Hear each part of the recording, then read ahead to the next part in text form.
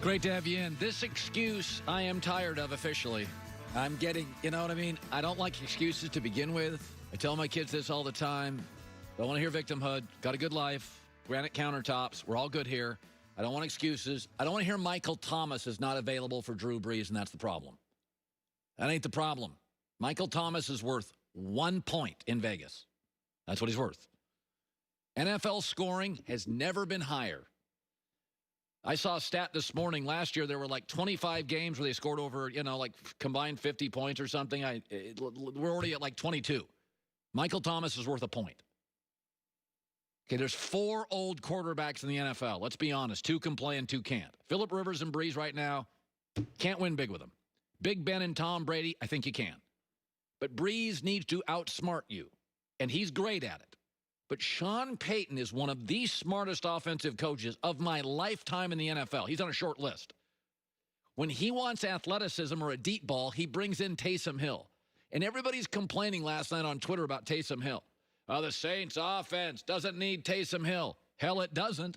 Their first 6 possessions last night against the Chargers, who are a beat-up mess defensively.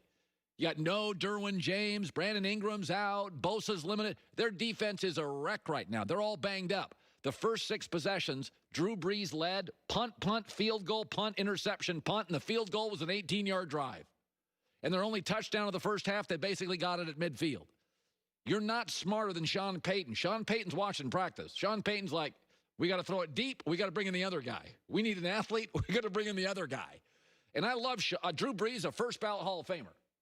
But at some point, I'll be on the air, and I'll have no more teeth left, and I'll be hacking and wheezing, and you'll be like, it's over for Colin. You can't win with Colin. Right now, still got a shot. Still got a shot with me. But, this is not about Michael Thomas. This is a pop gun offense. I mean, the offense is Alvin Kamara, little dump pass, make it work. It's not a knock on anybody. This is an elite defensive line, a very good offensive line. Kamara's a stud. But there's 4 old quarterbacks in this league, and Phillip Rivers and Drew Brees, your eyes they're not fooling you. Okay, what you're seeing is Justin Herbert. You can do a lot more with Justin Herbert. You're going to watch Josh Allen tonight. You can roll the pocket. You can throw deep, intermediate. I mean, Josh Allen and Justin Herbert are the kind of guys. Justin Herbert was getting the crap knocked out of him last night. I mean, he was throwing off balance. He was throwing while getting hit. He's got 2 offensive linemen out. He doesn't have his best running back. Keenan Allen gets hurt. And they are a field goal away from beating Drew Brees. So I don't want to hear about Michael Thomas. Great player. He's worth a point. Okay? You got 2 offensive linemen out for the Chargers. We all know what quarterbacks need. Good coach, good offensive line. That's just as valuable. Joy with the news. No. Turn on the news. This is the Herd Line News. I can still win with you, Colin. Huh? I can still win with you. Right now. I feel like this year was like your Tom Brady Falcons Super Bowl. Right? We had 5 months with no sports, so we were behind 28-3, and then we came back. But you triumphantly. You were Edelman. You made a catch. The ball was 1 inch off, and Joy swooped in and made the catch, or I wouldn't have won it without you. I appreciate that. So Dak Prescott's ankle injury Sunday brought up a lot of questions about his future in Dallas, but Stephen Jones made it clear that the team's feelings about Dak haven't changed. Jones said he's our future, he's special. If anyone can overcome anything, it will be Dak. It's something our doctors feel like he'll overcome, and he'll come back better than ever. He's the face of our franchise. He'll come back ready to go next year. I saw Alex Smith play Sunday. Dak's going to be fine.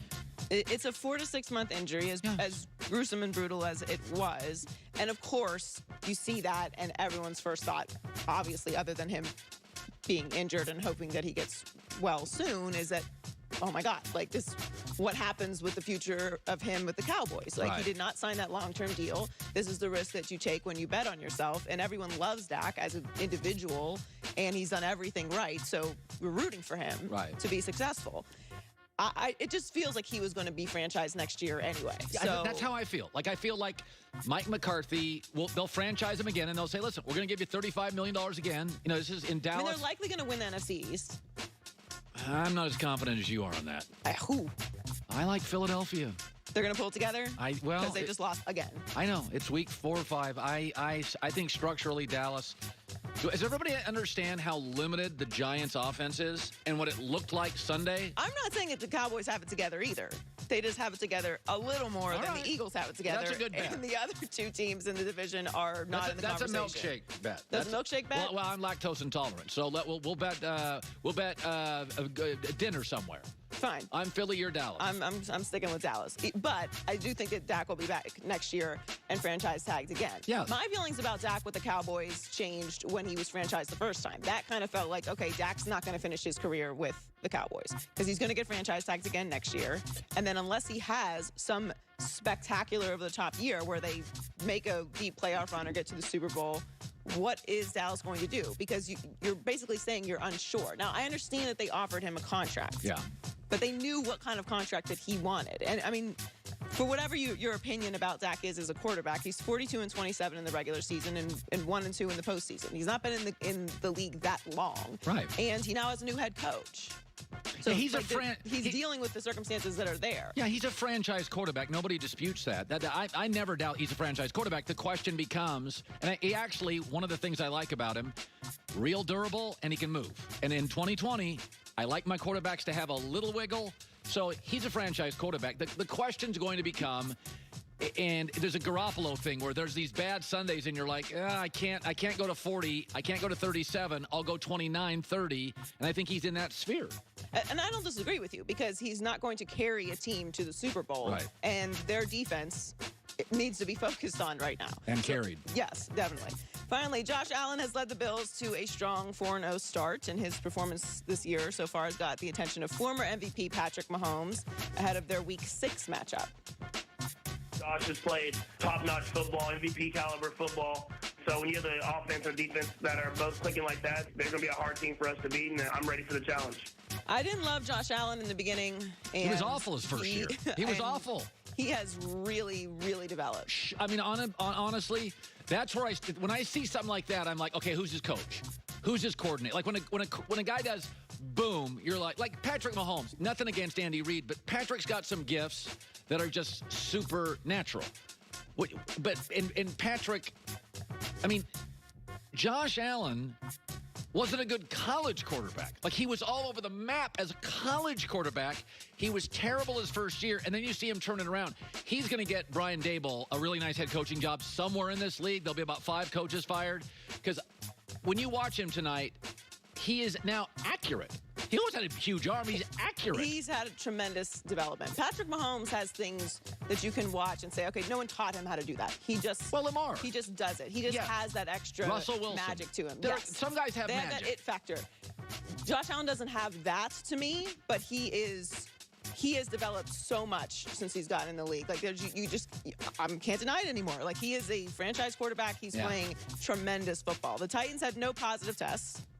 So the Bills and Titans game is on for today. How great is it? What time is it on? It is at 4 Pacific, so 7 Eastern. It's early. It's all I love the West Coast. But Tuesday night football. I love it. Give us a lead tomorrow. Well, the Bills are favored by 3.5, according to Fox Bets.